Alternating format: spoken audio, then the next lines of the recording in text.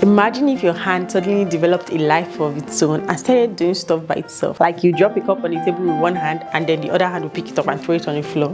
Or you button up your shirt and the other hand keeps buttoning it down. You button it up again and the other hand buttons it down. All by itself. Like your hand literally develops a mind of its own. So you can just be sitting down and then your hand just slaps someone by itself and you have no control over it. Wouldn't that be really crazy?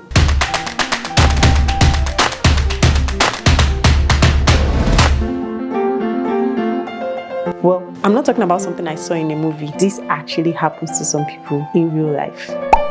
Alien hand syndrome is when a single limb, which could be your hand or your leg, suddenly starts to move on its own or do stuff on its own. It can be a sign of a serious medical condition that is yet to be discovered. Symptoms of people that are suffering from alien hand syndrome will usually depend on the specific part of the brain that is affected by this disorder. And the symptoms usually appear over time, but sometimes they may be sudden. For example, in the case of a stroke. Alien hand syndrome is very rare and most times is as a result of an underlying neurological condition.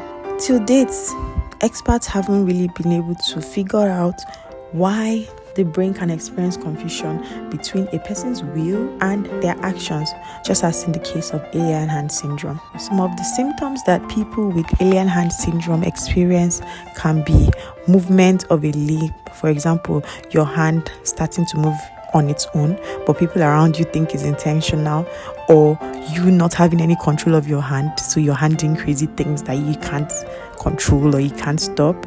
Or sometimes the people that have alien hand syndrome may feel like they don't own their hand anymore, or they don't own that part of their body, either their hand or their leg, that is doing these crazy things.